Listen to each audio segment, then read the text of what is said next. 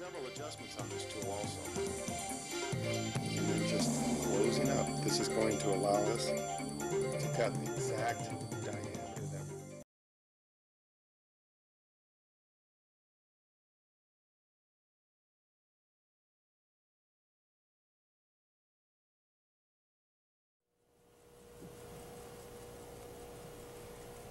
All right, well, I know I've been racing through this stuff, but most of the things I've been covering here up until now has been very simple, and it's stuff that you can pick up on your own very quickly. So there's no reason to waste the time that this tape has. So I want to make sure I cover as much as I can possibly cover everything that I plan to in this tape. So we're going to get into the real thing now.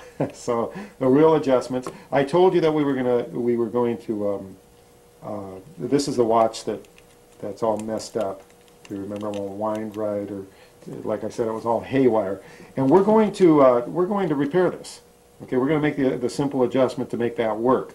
And to make that adjustment, we have to adjust the sleeve inside the pendant here. I want to show you what a sleeve is, the different types of sleeves, how you can repair sleeves that are loose. We're going to do the whole thing, and hopefully we're going to make it all in this tape.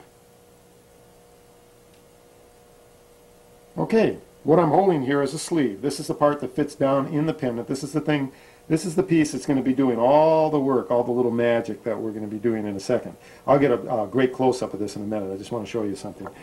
This is a sleeve wrench. This wrench has a lot of different tools with different configurations, the ends of them, to fit different types of sleeves.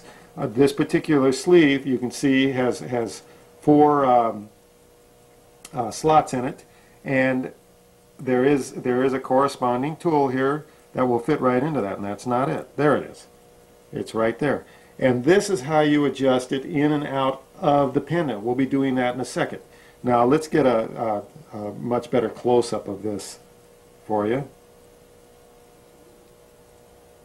Okay, this is the end that the key fits into. You can see the four slots, and the slots on the key fit right into there and lock in, and the threads that you see are the threads that thread in to the pendant on the watch.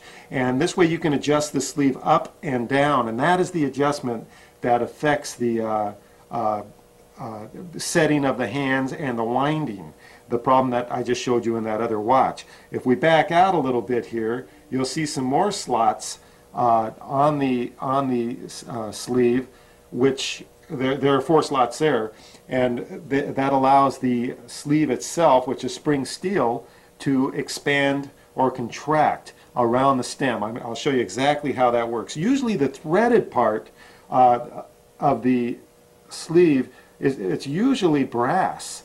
In this case we have a steel one, but generally this part is brass and this part down here is spring steel. So the adjustments that we're going to make, or the actual repairs we're going to do in some of them, is in the spring steel section. So we'll go ahead and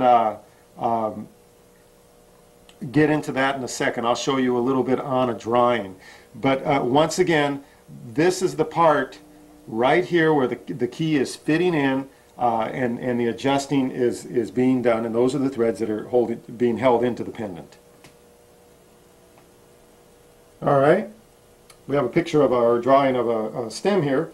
Of course, here's the threaded part that the crown threads onto, and the square that goes into the watch. Now, and of course this is for negative setting. Now, right here is the boss. This is called the boss right here. And this is the part that allows the spring arms to act or allow the watch to shift between winding and setting positions. The spring arm will actually slide over this boss and clamp back down on one side when it's pushed, and when it's pulled back it will slide over this and clamp and lock in this side. This is where you hear the clicking coming in. I'll show you what I mean next. Okay, here's a drawing of a sleeve. Once again, here's your spring arms. This is the part right in here that will come down and actually grab onto the boss of the stem. The stem, of course, is going right through here and it's clicking back and forth. The boss will be clicking back in and out. And this is what's allowing the watch to shift. The sleeve holds the stem and the crown into the watch, onto the case. This is what keeps it attached and allows it to slide and shift back and forth.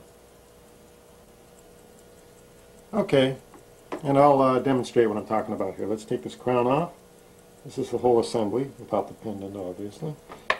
Set the crown, and we'll come up here. See, now you can see the boss right there. I can't get too close here with my hands. Okay, you see the boss right by my thumb there. I'm going to push the sleeve over it, and you'll hear the click. Go back. Again. I think you can see that okay, right? That's all that's happening. That's the clicking sound you hear in there. Now, a lot of problems arise from inadequate spring tension, first of all, to allow it to click. Sometimes these open up, and I'm going to show you how to close this in a staking set. The spring. It's very common for that to be too loose, and the stem actually pulls out of the watch. So that happens quite often. Also, it can fall on its own between winding and setting. It can shift by itself, just in your pocket or whatever. So that has to have adequate tension. Another thing is when you've cleaned and oiled the watch.